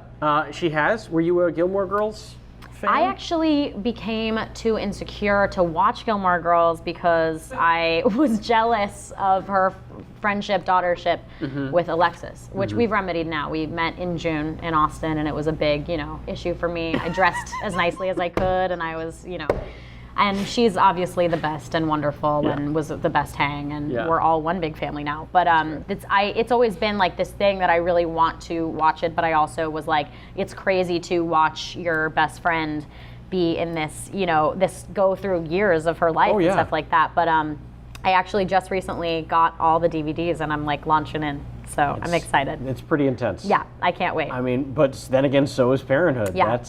Every episode Yeah. in Parenthood, there was some big. Yeah. They didn't phone any of those in. Oh, Let me no. tell you that. And the crazy thing about Parenthood, which not a lot of people know, is it was such a collaborative place. Like everybody on that set felt included and respected and loved and heard, and it was like a team, and oftentimes sets can be run, and I just break it down to if a set is run by love or by fear, and like I think a lot of times sets get very frantic and fearful, and they become sort of like everybody is covering their own ass, and they're stressed out, and it's this and it's that. You don't feel like this functioning unit. And on Parenthood, everybody helped each other. We asked everybody's opinion of everything. We were all pitching in. It was like this synergistic scenario where we all just were making this thing that we loved and trusted, and we would talk about the things. I never had to do something that didn't make sense to me. If it was in there and I was like, I know this girl, I don't get it, why? If we couldn't make it make sense, we would change it. And we would go in for rehearsal, and they were in depth, and it was interesting. It was like you always had to be on your toes. You had to go, we kind of prepped it where you had to go in the room, and we improv'd a lot, which is so fun as characters that you love. And you go in the room and you have to it's less about panicking to remember your lines and where you're supposed to put stuff, and more about being like, I got to be in the right place to go in there and tell the truth, whatever happens, and that's a whole different situation. And I was so lucky to be with like the best actors that I've ever worked with. I mean, these people were just unbelievable all around me and stuff. So for me, it was an amazing place to just go and tell the truth. That was kind of my job there, was to be as honest as I could be. And I would walk in the room and I didn't know what anybody was going to say, but you see people you actually love and respect in front of you going through something and working through something, and it feels very real, and we really cared about each other. So there's a lot of me and a lot of real honesty and pain and happiness and all that in there. So. Yeah, and it absolutely showed. And man, that was another great answer. You are killing it here today. He's sleeping in between, just so you know. I look over and he's face down. My eyes are a little closed. No, I'll tell you what I was looking down for is we have a viewer, a very special viewer watching from the other end of the earth, and his name is Kevin Pollak. Kevin! Hello, friend. We miss you. Kevy, we're having a great time without you. JK, Kev, we miss you so much. I'm really destroying the show in your absence, and I'm so sorry. We're going to change the mugs to Sam Levine mugs. No, please, I could never. These are, one of our guests broke one of these recently. But Kev, I want you to know while you're watching, the reason we're not using the very expensive fancy mics was all my call. And it's because May and I are tiny little people, and I didn't want to hide the both of us behind the mics. We should do this later, right? We probably should. Talk about the mics, apologize for the mics. No, I don't want to talk about it later because he's wondering right now, and I'm sure. But the good news is, Kev, I talked to the boys upstairs, and we got it fixed. Extensive sound check. From now on, we did an extensive sound check, but from now on, fancy mics will be in play. We miss you, we love you. We really do. I hope it's going well, and I think they're doing day-night splits. So they may be shooting all night, which would explain why he's texting me from set right now. Yeah, that makes sense. But who knows? That's kind of fun because you get to go off campus for lunch. Right? I like that. Yeah. So keeping with parenthood, people always ask this of me, and I was really only a regular. I did 18 episodes of one show. That's the longest run I've ever had. That's a lot, though. Wow. And for a show that's like heavy and feels like you're really, each moment is good and true. That's a lot of work. There were 103 episodes of Parenthood, I think? Yeah. Do you have a favorite? That's people. Great question. Do I have a favorite?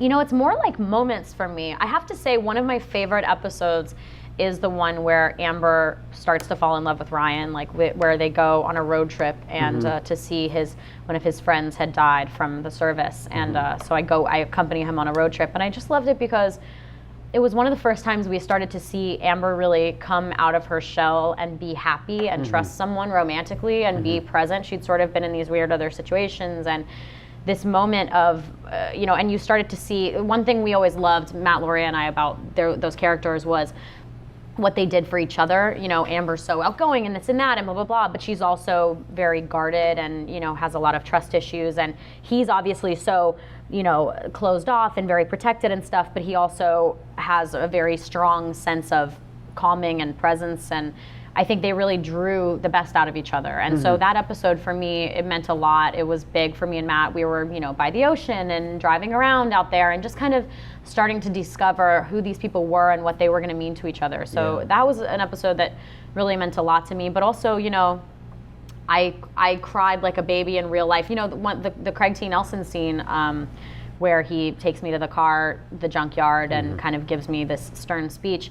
I didn't know what he was going to say. He completely made all that up. And my God. Yeah, and I had no idea. And I just showed up at set and we did one take of it and that was it. And I was, that was my real reaction to what he was saying. I had no idea. Wow. And this is the kind of stuff I got to work with every day, is surprises and being thrown off. And Craig T. Nelson, he looks at you, and if he imbues one iota of emotion, you're just a mess, because he's really who he is on the show. He's this amazing, lovable, raw nerve, open, kind man.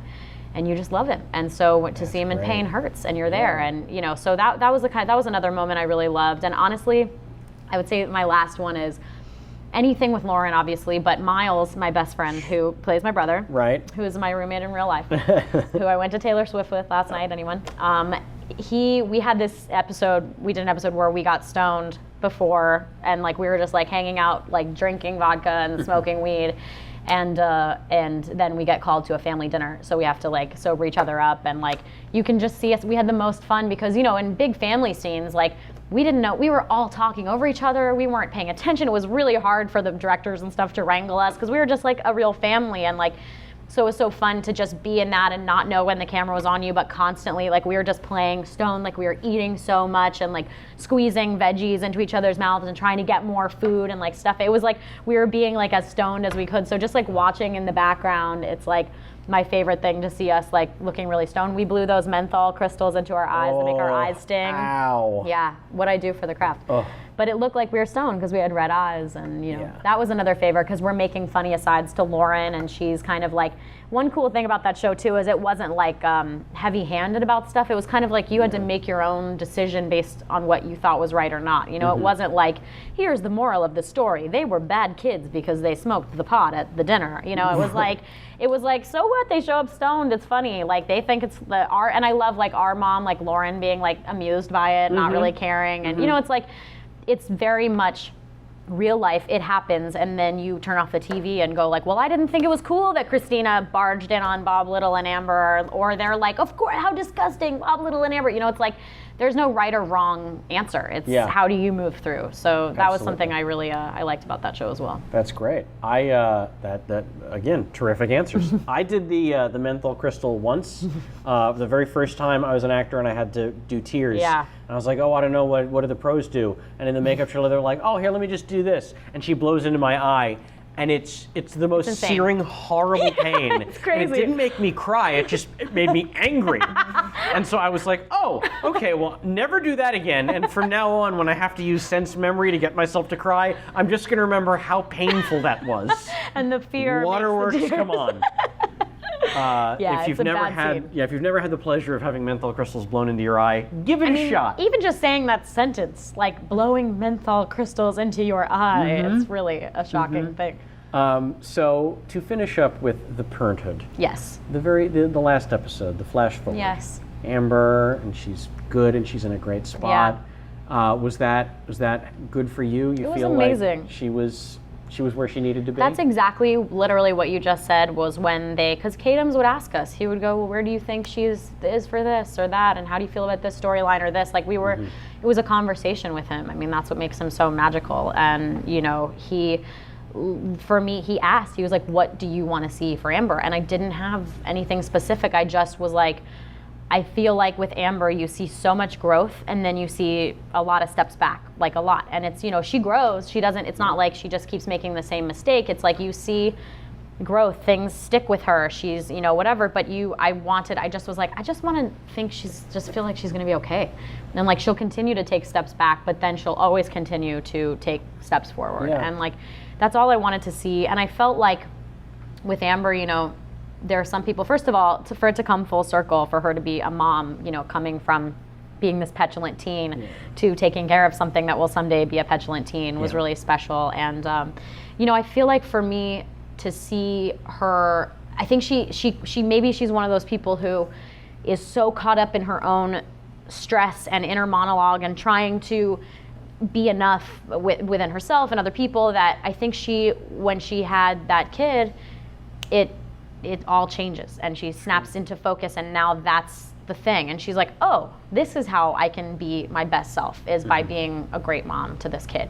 And so I think for her, there's an element of like calm and focus and love and openness that clicked when she had that kid. So the idea, you know, and the idea to have her be with somebody new, and then the idea we actually, like the whole Matt Lauria coming back wasn't in the original script, and we came up with that because we were like, well, we would want to see, you know, if she has this guy's kid, we would want to see him and know that he's okay too, and that, you know, she's not dealing with some like stressful dude trying to like take her son away. It's like, he's happy, he's good, has a good thing with my husband, and, you know, the great Scott Porter, which was so fun to have all my Friday Night Lights people there, because I'm a big old fan.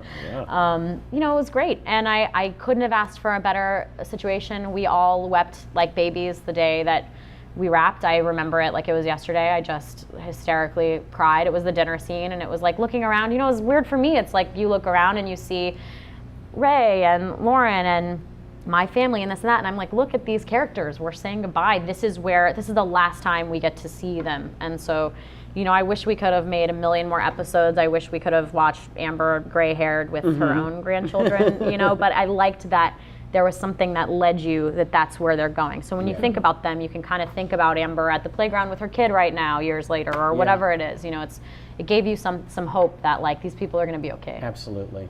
Oh, well, that's good. I'm glad. It's nice to hear you say that, because sometimes you hear people who are on shows and it's like, they're like, I don't care what they do with my character. Yeah. Like, well. Oh, it meant everything to us. Yeah. We every day we went in and we were like, we want to take care of these people, because the cool thing about people that liked Parenthood was, it's a lot of the things that we heard was like, you helped me get through something because I was watching you go through it too, so I didn't feel alone. And that's like. Isn't that only the reason why we're doing absolutely. what we're doing? It's the best compliment you can ever get as an actor when someone sees your work, is it helped me deal with real things in my real life. Yeah, it's such a communication tool, acting. Like, you're literally like speaking to someone that's having their own experience that only they can have deep inside of them. I mean, it's like the most powerful sort of form of communication. So when somebody can really be in that and let it make their life better, it's like, that's the only reason why we're doing this. Totally.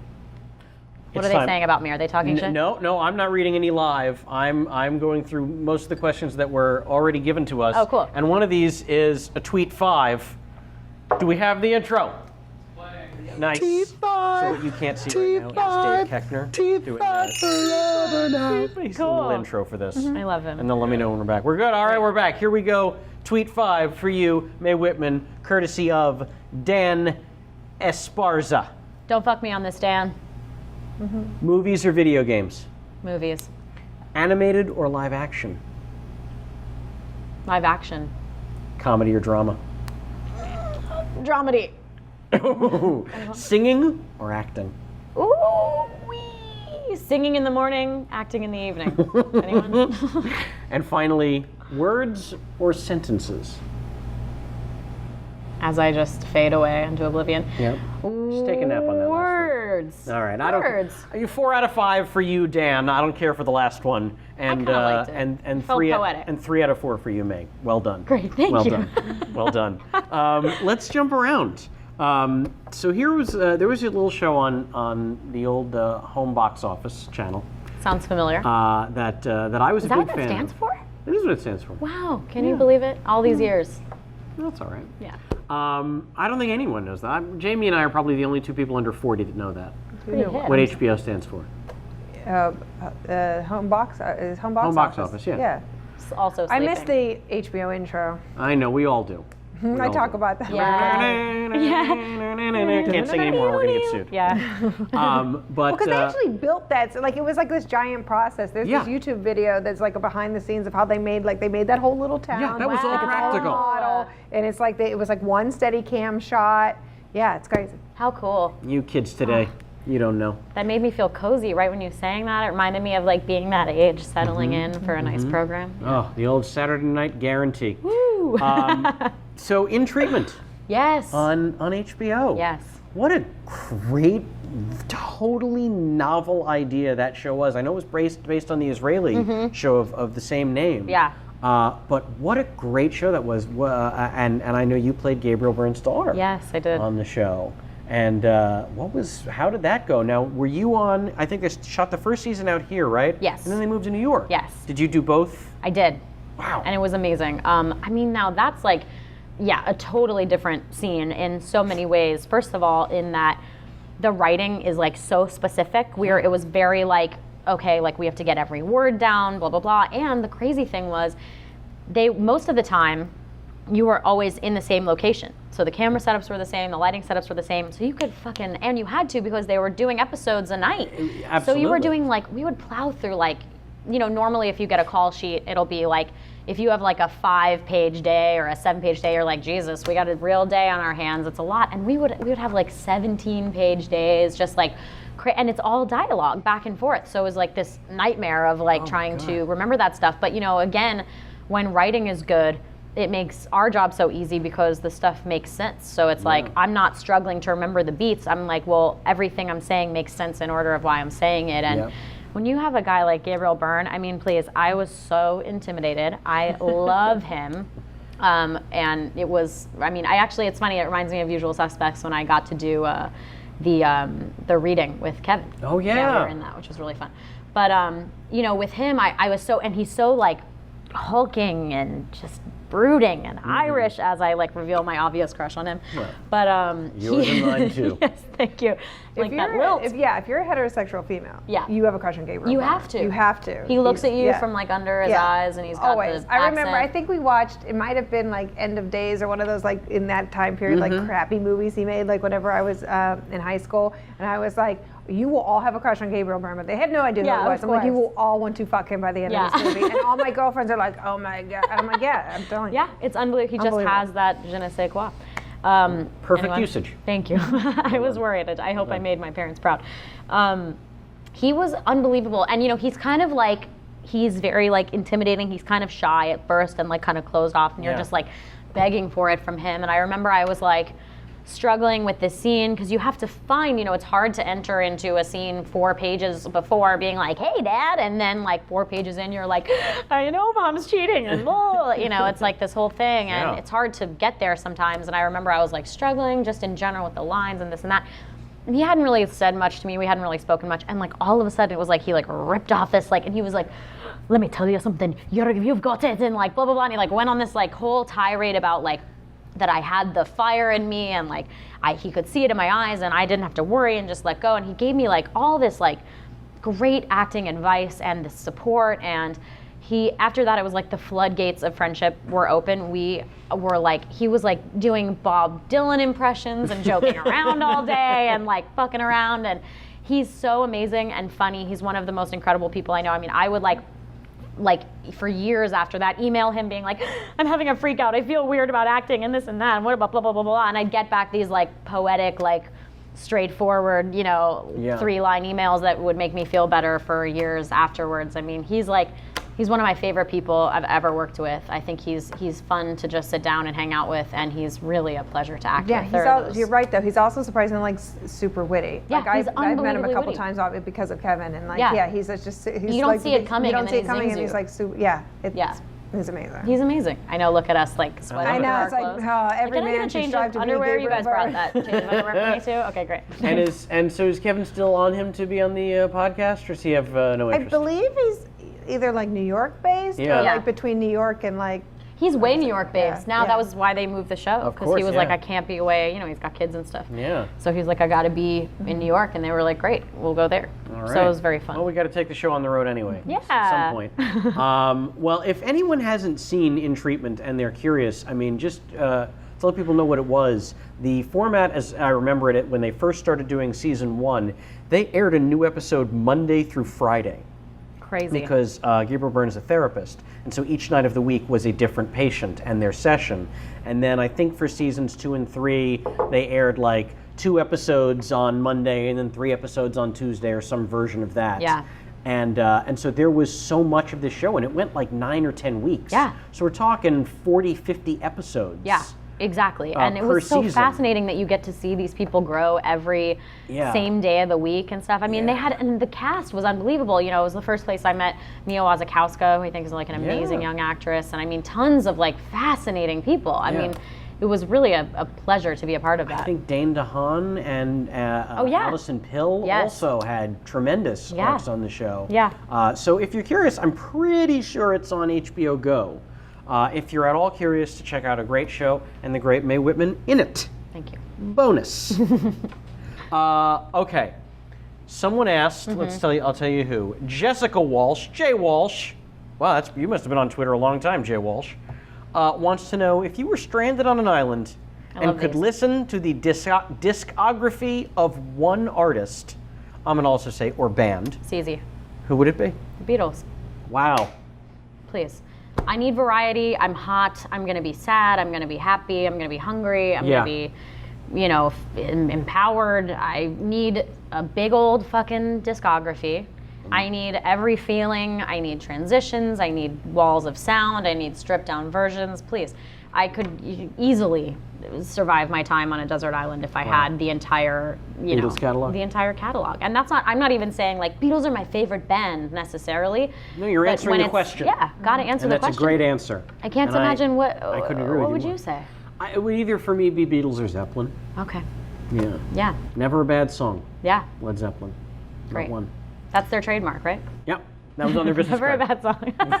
With Led Zeppelin, never a bad song.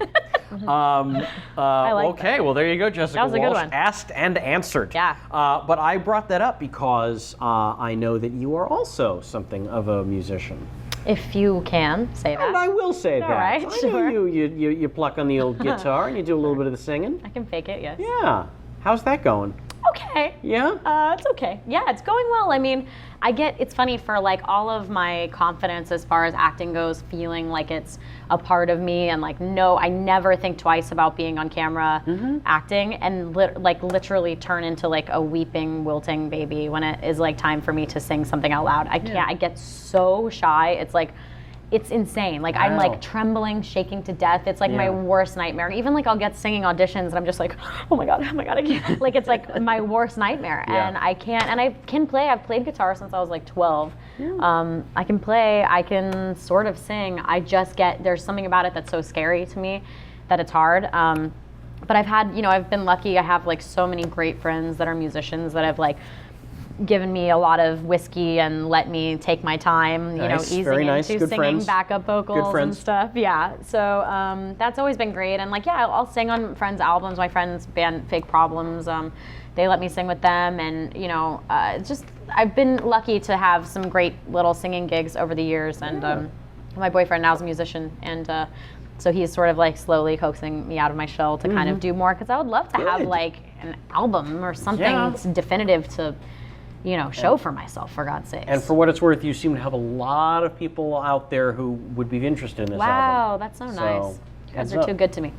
Yeah, so I would hope that I could get it together and do that, and I love everything. I'm like a big like Doris Day fan. She's like my like inspiration, I would say. And I do like to go like occasionally if there's like a weird, jazz night at some weird place, I will go and have vodka martinis by myself and get up and embarrass myself with the band. Do it. Do it. It happens sometimes. Okay. I want to talk about Roxy Richter Oh, great. in a little movie called Scott Pilgrim Yes. versus the World, which I can't imagine there are people watching this who haven't seen it, and I would never say this normally, but literally if you haven't seen the movie, pause this interview right now, watch it in its entirety, and then come back. We'll wait. It's worth it. It is totally worth it. What an awesome Isn't movie. it so fun? How great you are in it, how great the whole Thanks. cast is in it. Yeah. How did that come about? Man, that was actually one of the coolest things ever, taking it way back. I remember I hadn't seen Shaun of the Dead, and I remember going to the theater, and when I was, a teenager, and being like, what the fuck is Hot Fuzz? I was like, I don't know what this is, sure. And I remember I was like reinvigorated. I just was like, what is this? It was one of the first like genre bending things I'd seen, and I was like, it's all in here, it's all done so well. And I remember, usually for as like industry, as I am aware of the industry, I'm never like, this is the directing, it blends in. If I'm like, it's good, it's a good movie, I'm not like a film critic, but it stuck out to me. I was like, this is well directed. Like it feels like whoever is helming this knows what they're doing. And so I became an Edgar Wright fan a long time ago, and so when this opportunity to work with him came up, and he's specific. He has ideas for things, and he'll like seek you out. And so when I got to go in for that, it was so exciting. And I remember like it was fun even just auditioning. Like we like positioned the desks together and did this thing where like we had the camera going, and I like jumped off of a desk and like landed into frame immediately. So like it was so fun, and like Edgar's so creative and amazing, and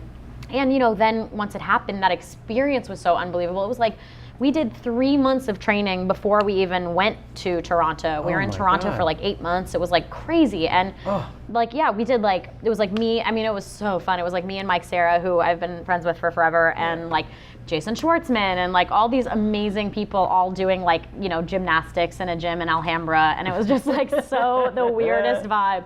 and that was incredible. And then when we went to Toronto, we did more boot camp.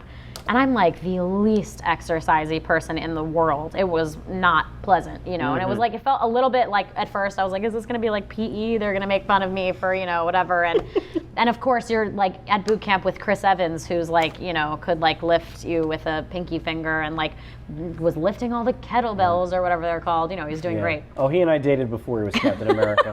You don't have to tell me. Okay, so you know the secret. Yeah. And it was incredible, the sense of camaraderie and work, and you're working with like one of the most talented stunt teams in the world.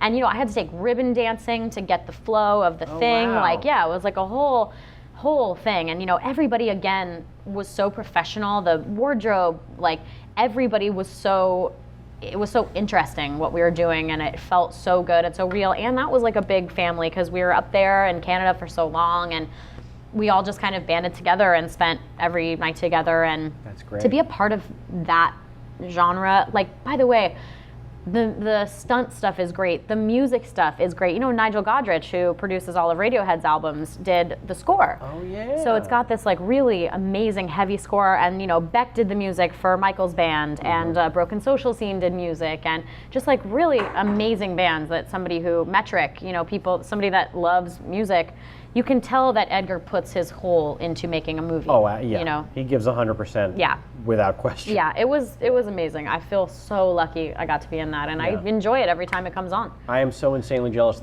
Scott Pilgrim instantly for me became one of those movies where whenever it is on cable, no matter what part of the movie it is on, and I'm not doing anything until it ends. I love that. That's like an actor's dream. Yeah. To be in one of those. It's such a great movie. It was the best. And plus, you're flying around on, I did all kinds of stuff I'd never done before. I was flying around on, wires and green screen and this and that. I once watched Chris Evans drink so much beer that it would have put me in the ground, like truly in a coffin. Like I'm like 40 something. Something unbelievable. Complete composure, didn't even affect him, and then literally had to, and we like all showed up to work the next day like barfing and so hungover, and Evans is like spinning around on the wires and getting thrown around like a fucking pro. Well, I was like, he is this from kid Boston. He is from That's all I'll Boston. say. He had an unfair shot. Yeah, it's in his genetics. That's true. That's a city that breeds good drinkers. It's true. It's true. Wow. Okay. Well, I hope those of you who paused and watched Scott Pilgrim and then Welcome came back. I hope it was worth it. Enjoyed this. Speaking of movies, awesome movies.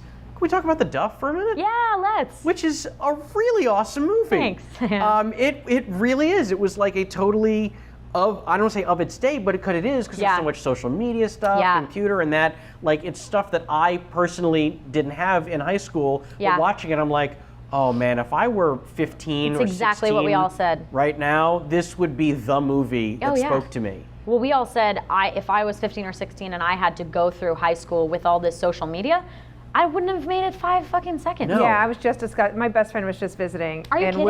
we're in our we're both. She just had her birthday, so we're both 33 now. So but same thing. We're like, we were just on. So we were graduating high school in 2000. So we were just like everybody was having like home personal computers and dial-up. Yeah. Like, so we had like instant messaging, and like there was drama from Don't that. get me started on instant messaging. Yeah, that so there was drama on that. So I couldn't even imagine. The away messages that like the stress over choosing the correct away message. Like it was like my like indie Blink-182 like lyrics and like attitude of like away messages. I think my screen name was like Girl at the Rock Show from like a Blink-182 song. Wow. Like I actually really was deep into the culture of AIM. But yes, long story short. Wow, that was some powerful stuff back then. But yes, I would have been I'm overwhelmed by technology now as a grown-up. I'm walking around and I'm like, ooh, it's such a different universe. Like everyone on their phones and the capability for things to spread and be harmful. And I think like anything, you have to try to use it for good. There's a light and a darkness. And I think for me, that movie was so important to make because again, like we were talking about it being communication, like I grew up not just getting put in boxes at school or whatever and being labeled as people always do with you everywhere, but as an actor as well. And I've always been sort of typecast as like the friend or the thing or the whatever.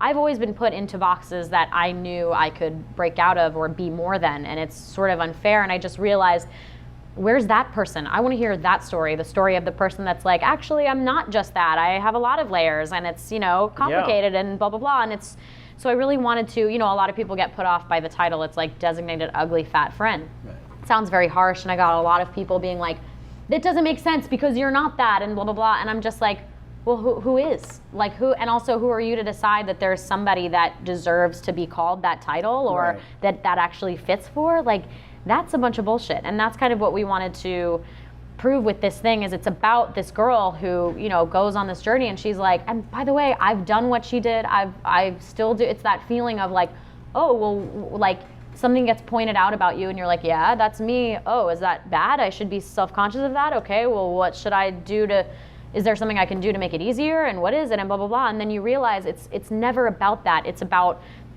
the fact that people try to contain people and put people in boxes to keep them down, or you're threatened. And we do that in general as humans. We compartmentalize things that we, want to try to understand so that we can keep them in a box. And it's more comfortable for the person who's putting you in the box to think of you that way. That's exactly right. And then they feel bigger than you, like they've they've attached something that sticks. And at a certain point you just realize you can get up and walk away and be like, actually that's not me at all, and you don't know me, and like, God bless that you're somebody that has to walk through life feeling like you have to be on top of everything all the time, but that's not real, and you'll always fall. And it's just up to us to be like, I've found that the stuff that I got made fun of the most for in school, that, people tried to put me in boxes about acting growing up or whatever, my looks or that's the stuff now that I'm the most proud of, that I'm like, that's the thing that makes me the most special. That's the reason people want to hang out with me or whatever. It's like those special qualities that only you have,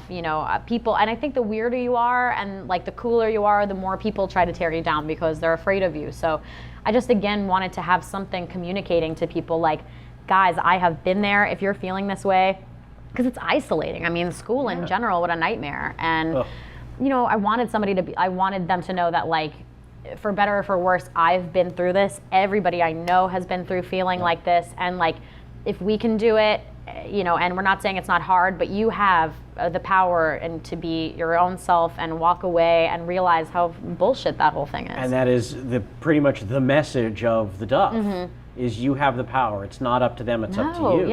And I kind of feel like it should be required viewing of anyone like 10 to 14, or 10 to 16 really. Like if you're in high school or about to be in high school in today, you really should see that movie because it's really inspiring. Yeah, I feel that way all the time still every day in life. I have people coming up to me and being like, I'm 42 and I watched this movie and I feel a lot better about a lot of things. Like, and we didn't come in with anything to be like, feel this way. We all just came in and gave our most honest performances based on what we went through. So, And it is absolutely there on the screen. It is not, this was an atypical, like, high school movie. Thanks, we really put our hearts and souls into it and we had fun. I mean, it was like also just fun to be funny and play around and do a comedy in high school and kind of make, light of that stuff and just kind of have a good time. But there's definitely, that movie means a lot to me for that for that reason. Well, good. I'm glad to hear it. Yeah.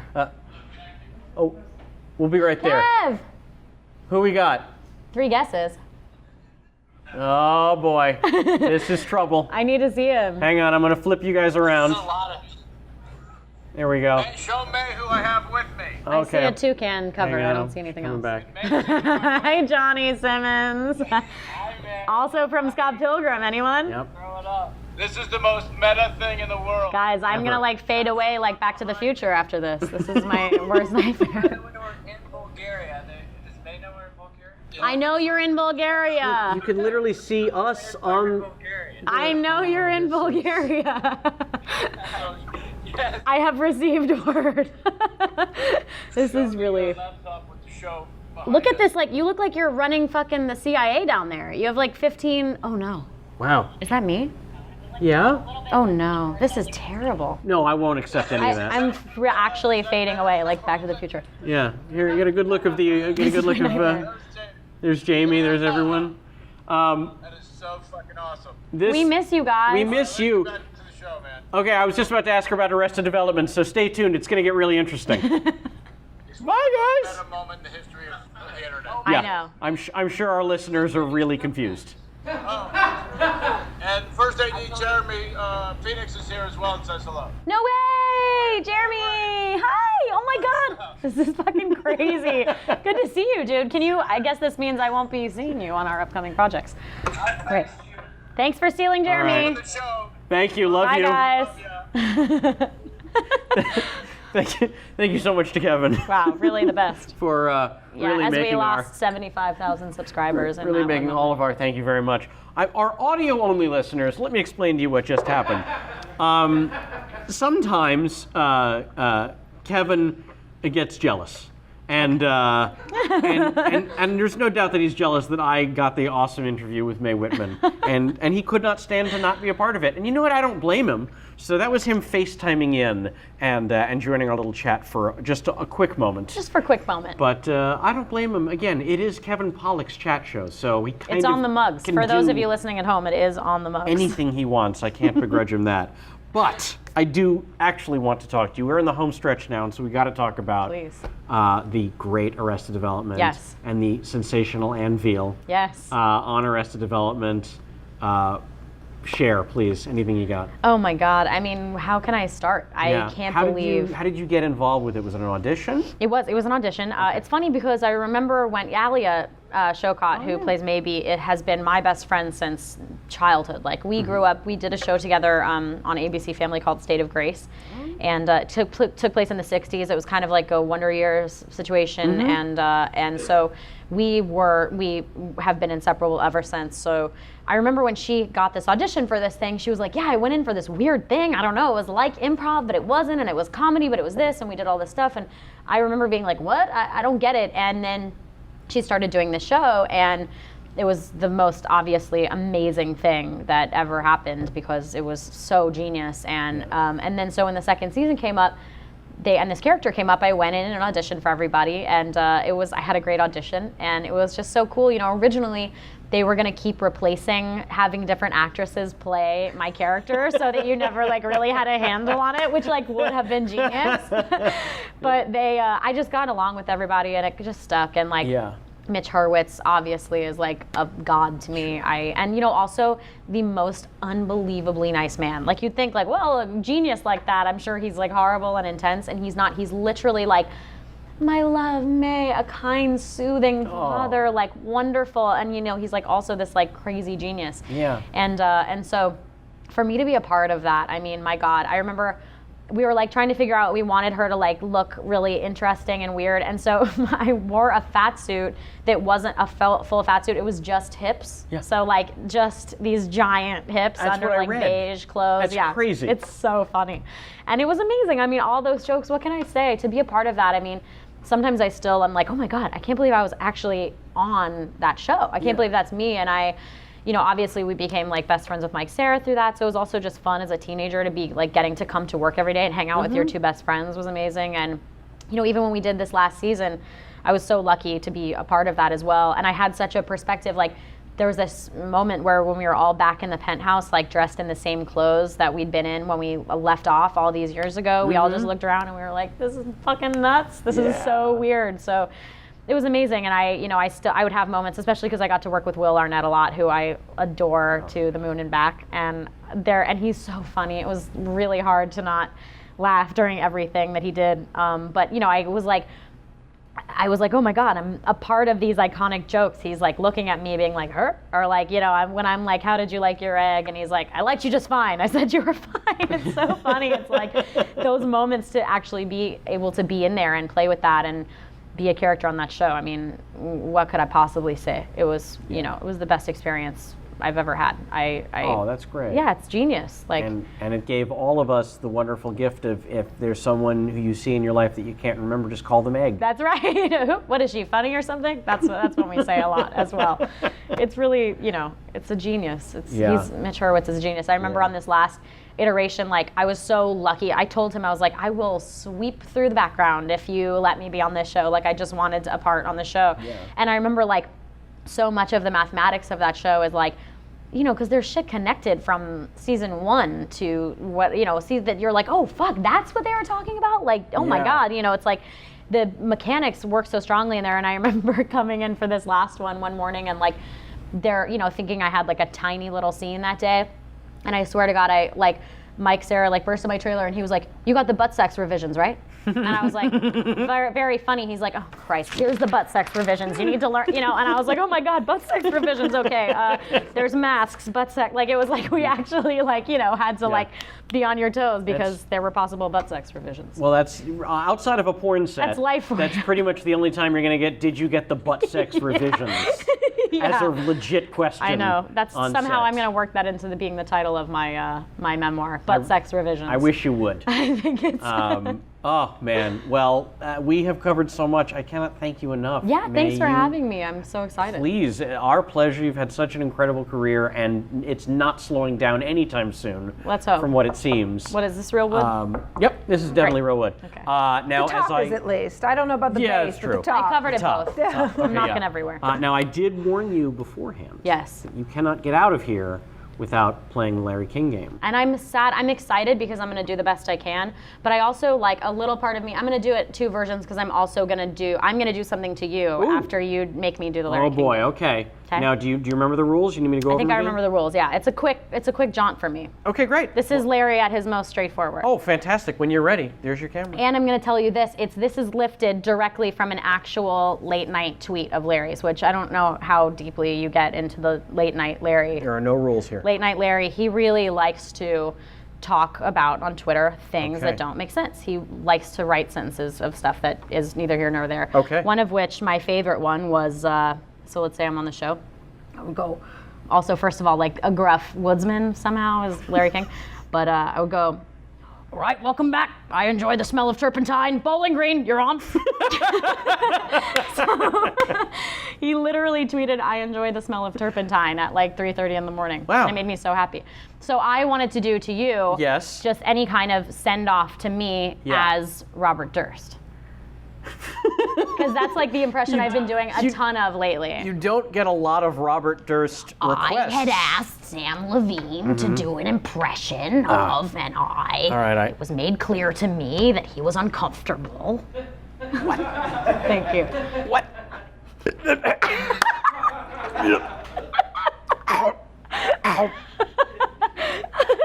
I'm gonna murder you when the show's over. Yeah.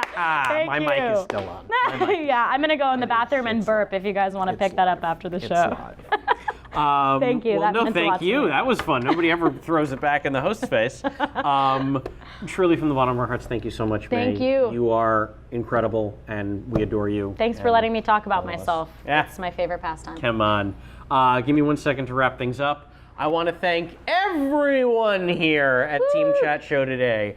The wonderful Jamie Foxx, Natalie Rosen, Dr. Kenny Chen, Mike Dooman, and Jason McIntyre up in the crow's nest, Angie Johnson on makeup for today. Of course, sending our love and thank you all the way across the globe to Chat Show himself, Kevin Pollak. I hope you and Johnny are still watching and definitely not working. I want to thank the wonderful folks here at the West Side Comedy Theater who host us. If you live in the Los Angeles area, come and see shows here. They have them every night of the week, and they're hysterical. That is it for us. I think Thanks, I've Sam handled all the Levine. business. Thank you. Again, don't know when the next show will be, but check Twitter at KP Chat Show on the tweets, and we'll let you know. So until then, fuck off. Do I get to keep the mug? Mm-hmm.